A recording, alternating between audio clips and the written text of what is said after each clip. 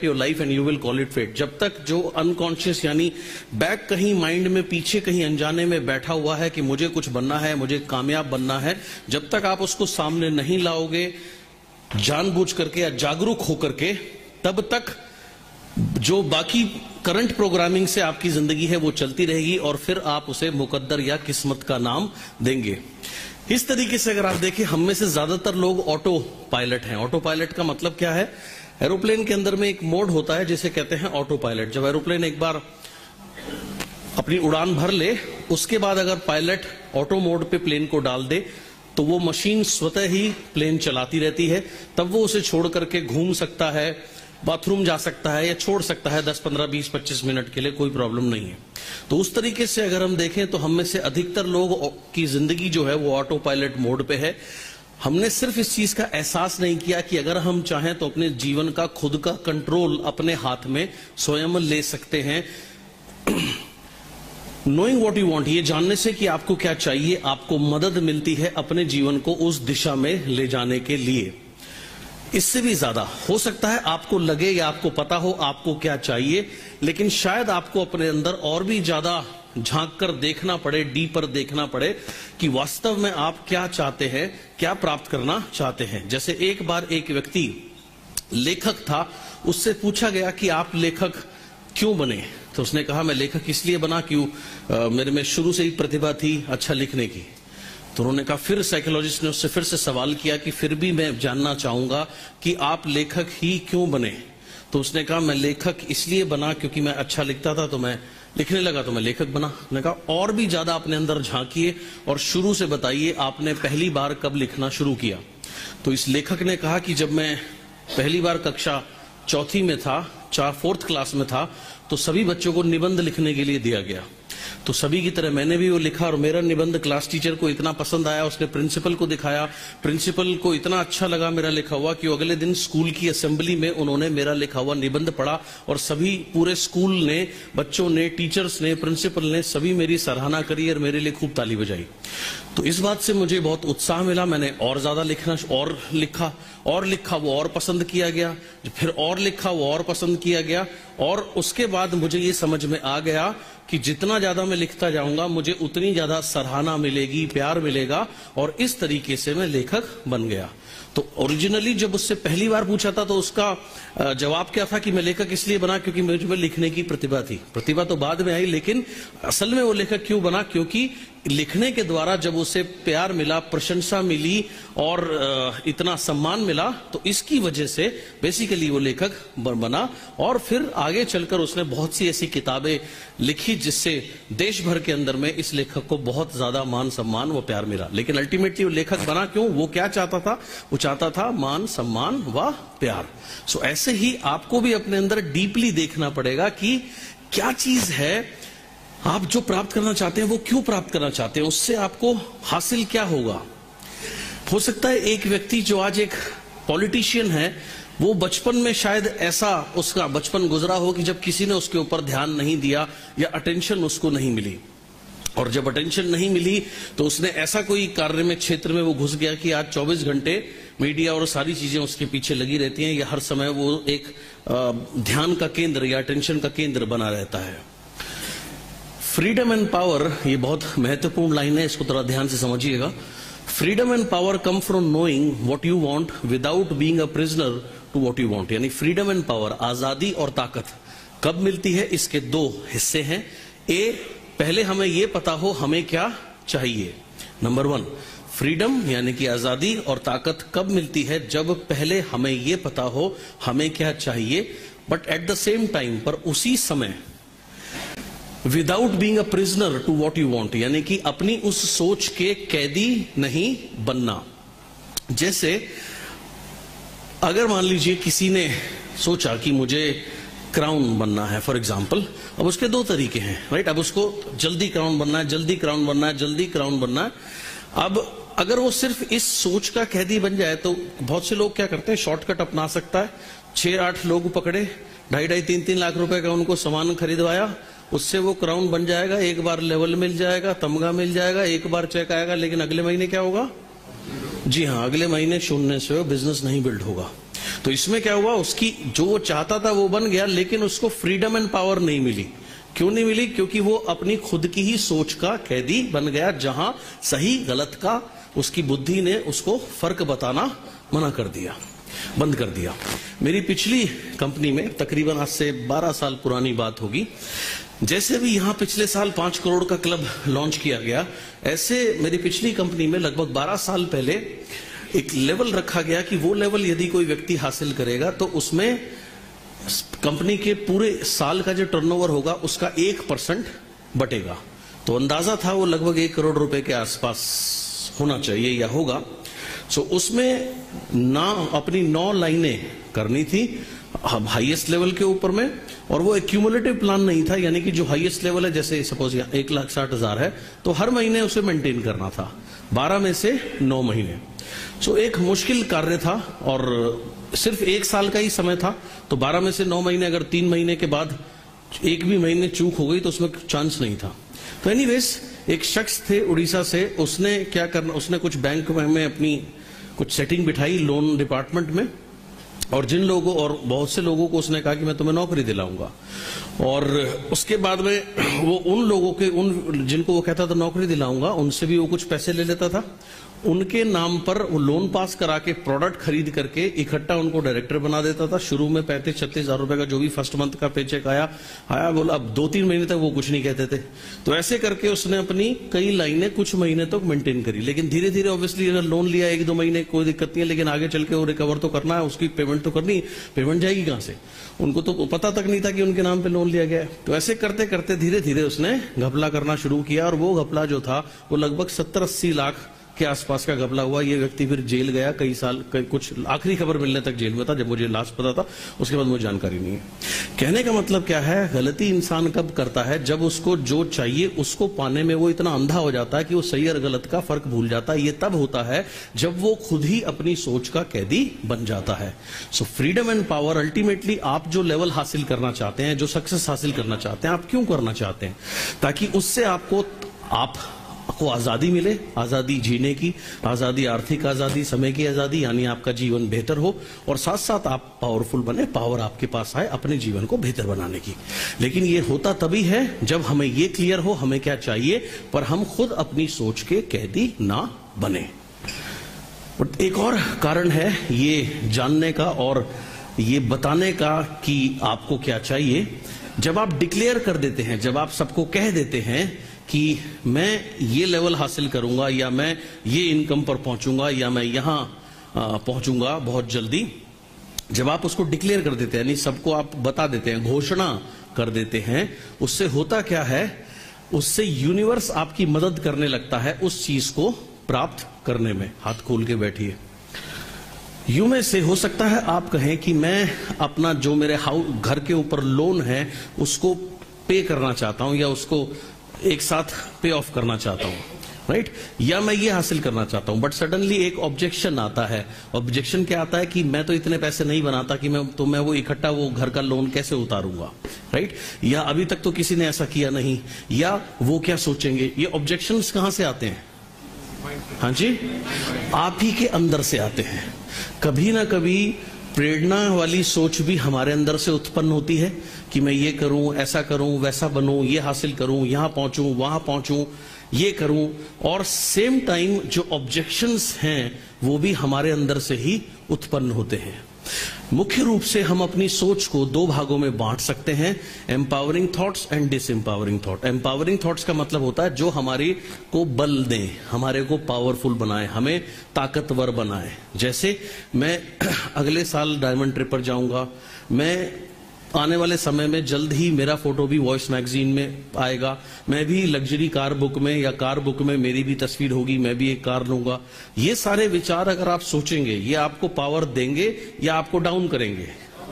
जी हाँ, पावर देंगे। इसलिए इन्हें कहा जाता है एम्पावरिंग थॉट्स, यानी कि जो आपको या बल प्रदान करे, तो बल प्रदान करने वाले विचार। और इसी का अपोजिट है डिसएम्पावरिंग थॉट्स।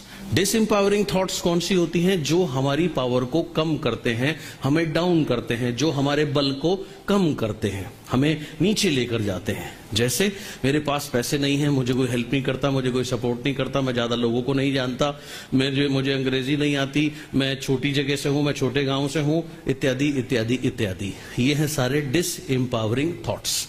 तो ये एम्पावरिंग थॉट्स भी हमारे अंदर से उत्पन्न होते हैं, डिसएम्पावरिंग थॉट्स भी हमारे अंदर से उत्पन्न होते हैं।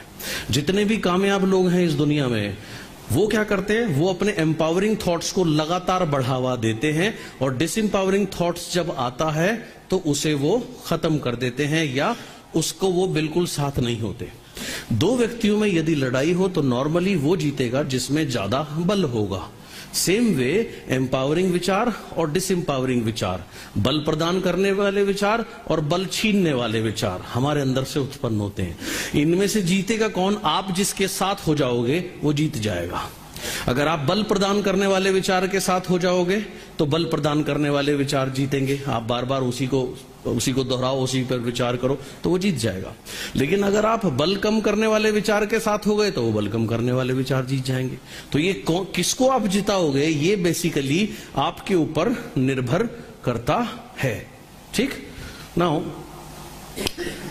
इट्स आसान है ऑब्जेक्शंस के साथ आना, और ये सबके अंदर से उत्पन्न होते हैं। जब कोई भी व्यक्ति कोई भी बड़ी चीज सोचता है तो प्रेरित होकर के, तो अगले ही पल या कुछ क्षणों के बाद में ये विचार जरूर उसे आता है कि यार ये कैसे होगा, या ये मुश्किल है, या जो भी। इसमें ट्रिक क्या है या सीक्रेट क्या है? इन ऑब्जेक्शंस को खत्म करना, जब तक आप अंदर से पूरे क्लियर ना हो जाएं। जब आप अंदर से क्लियर हो जाएंगे, जब कोई ऑब्जेक्शन नहीं रहेगा या बल कम करने वाले विचार जब आप खत्म कर देंगे, तो जो चीज आप प्राप्त करना चाहते हैं उसको प्राप्त करना काफी सरल हो जाएगा।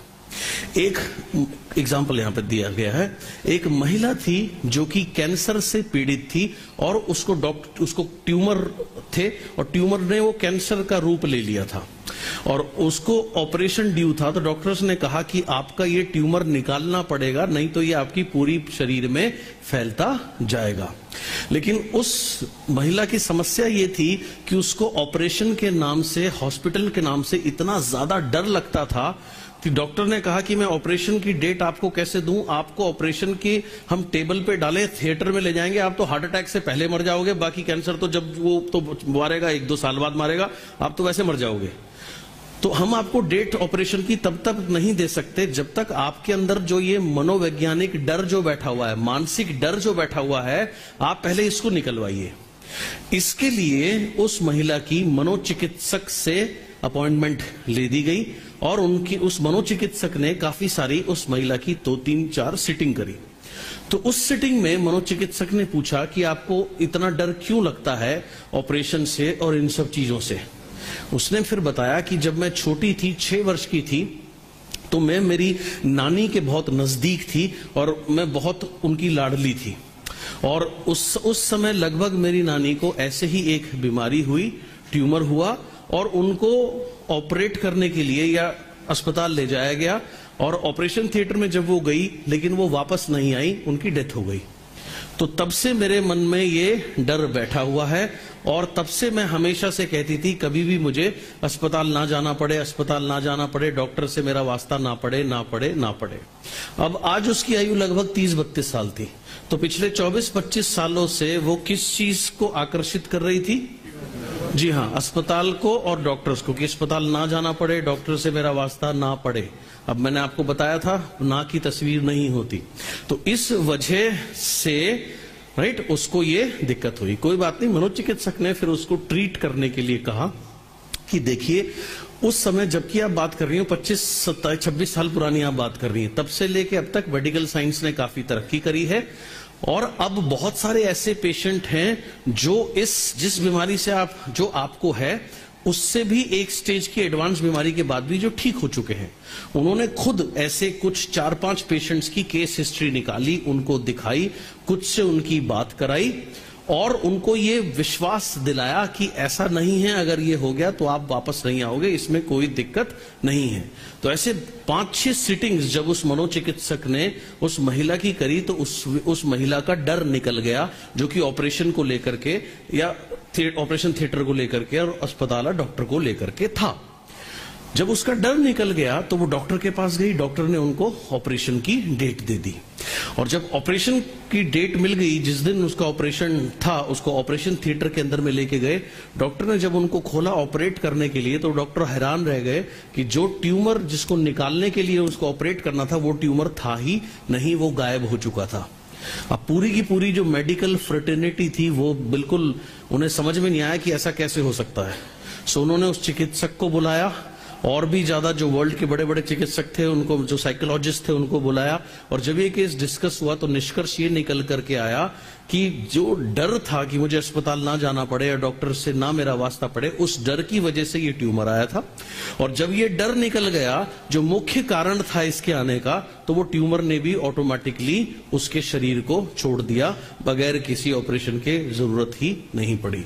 सो बेसिकली जो हमारे बिलीफ होते हैं, जो हमारे विश्वास होते हैं, वो बहुत ज्यादा पावरफुल होते हैं, क्योंकि हर समय हम उस चीज को अपनी ओर लगातार आकर्षित करते रहते हैं। सो यही चीज यहां पर लिखी है। A woman was suffering from cancer, और उसका ऑपरेशन ड्यू था। वो इतनी डरती थी ऑपरेशन से और चाहती थी इसके लिए उसको सलाह दी गई सेशंस अटेंड करने की। जब डॉक्टर ने उनको खोला, कोई भी कैंसर या ट्यूमर उनको नहीं दिखा। क्या हुआ? हमारे बिलीफ या विश्वास इतने पावरफुल होते हैं। उस महिला को जब ये विश्वास आ गया कि जो डर जिसकी वजह से ये सब हुआ था, वो डर हट गया, तो ऑटोमेटिकली कैंसर ने उसका घर छोड़ दिया। उसने क्या किया? कॉन्शियस, जानबूझ करके अपने जीवन का कंट्रोल अपने हाथ में लिया, और स्पेशली अपने नेगेटिव बिलीफ्स का। बिलीफ यानी कि विश्वास। विश्वास क्या चीज है? देखिए, एक है सोच।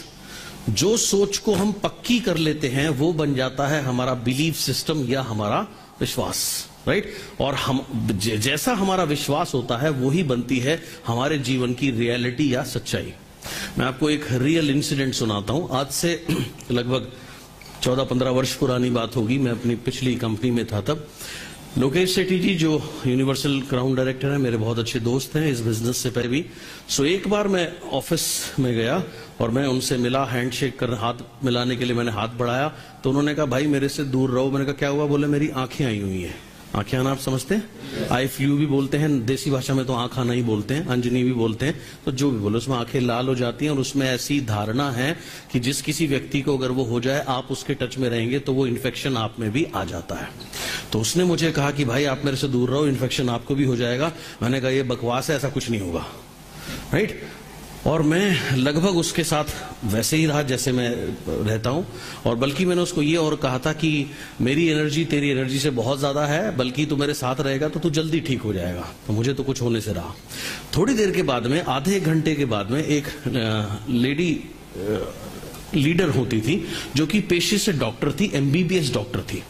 सो थोड़ी देर बाद वो आई, और जैसे ही उन्हें पता लगा कि लोकेश जी को आई फ्लू हुआ है या इनकी आंख आई हुई है, तो वो उनको बोली, सर मेरे से दूर रहना, मेरे से दूर रहना। वो पूरे दिन यही बोलती रही, सर मेरे पास मत आना, मेरे पास मत आना। अब 1-2 बार बोला, जब उसने ज्यादा बोला तो वो भी मजाक के तौर पर उसके सामने 1-2 बार गया, लेकिन वो दूर से ही उसको देख के भाग रही थी। ठीक है जी, कोई बात नहीं। 2 दिन के बाद में एक इवेंट था हमारा, काफी बड़ी ट्रेनिंग थी, तो मैं बाहर खड़ा हुआ था, थोड़ा सा जल्दी आ गया था, तो बाकी लोग आ रहे थे। थोड़ी देर बाद मैंने देखा वो डॉक्टर मैडम आ रही थी काला चश्मा पहन के, क्योंकि उनको आई फ्लू हो गया था, राइट? अब उनको आई फ्लू क्यों हुआ, जबकि वो तो उसके संपर्क में नहीं आई? और मुझे क्यों नहीं हुआ, जबकि दिन भर मैं उसके संपर्क में था? मैं तो सबसे ज्यादा उसके संपर्क में था, क्योंकि जैसा हमारा विश्वास होता है, वैसी हम उम्मीद करते हैं। जैसी हम उम्मीद करते हैं बार बार उसी चीजों को, उस चीज को या सिचुएशन को लाइफ में हम अपने जीवन में खुद ही स्वयं ही आकर्षित कर लेते हैं, राइट? जैसे किसी की धारणा है, देखिए, कि अगर पीछे से आप टोक दो तो काम नहीं होता, तो काम जाए तो पीछे से नहीं टोकना। तो जनरली देखिए साइकोलॉजी कैसे काम करती है। अब ये व्यक्ति कहीं जा रहा है, किसी ने टोक दिया, वो क्या कहता है, अब यार मेरा काम नहीं हुआ, तो वो उम्मीद क्या करता है, काम नहीं होगा, काम नहीं होगा। ये वो मन में वो ये धारणा मान लेता है, और वो उसके बाद या तो काम पे जाएगा नहीं, जाएगा जाता भी है तो अनमने मन से जाता है, लेकिन मन में वो क्या बार बार अट्रैक्ट कर रहा है, आकर्षित कर रहा है, काम नहीं हो, कोई नहीं तोड़ सकता। ऐसे बहुत सारे बिलीफ्स हैं, बहुत सारे विश्वास हैं, राइट। फलाने दिन ये नहीं खाना चाहिए, उस दिन ये नहीं करना चाहिए, ऐसी अनगिनत चीजें हैं, राइट। बिल्ली रास्ता काट गई, अब जो इस बात को मानता है उसकी देखिए साइकोलॉजी कैसे काम करती है। जब उसके साथ ऐसा होता है तो वो उम्मीद करने लगता है अब कुछ बुरा होगा, अब कुछ बुरा होगा, अब कुछ बुरा होगा, वो इमीडिएटली उस चीज को अट्रैक्ट करने लगता है। और जब वो उसको खुद ही आकर्षित कर रहा है तो वो तो उसके साथ होना ही होना है। और इस बात से उसका जो ये अंधविश्वास है वो और भी ज्यादा गहरा जाता है। एक चीज आप समझिए, अपने जो भी आपके विचार हैं उसके क्रिएटर कौन है? बिल्कुल, आप अपने विचार के खुद क्रिएटर हैं, कोई और आपके विचार का क्रिएटर नहीं है। जब आप उसके क्रिएटर हैं तो उसको खत्म कौन कर सकता है? आप कर सकते हो, उसको बढ़ावा भी आप ही देते हो। तो जो विचार आपको आगे बढ़ाते हैं, एम्पावरिंग बिलीफ, उसको आप, बहुत अच्छी बात है, पकड़िए और उसको बढ़ाइए। लेकिन जो विचार आपको रोकते हैं, उसको आप कहीं से भी आपको पीछे खींचते हैं, उन सारे विचारों को आपने छोड़ना है, राइट। ये है लाइफ के अंदर में गेम। सो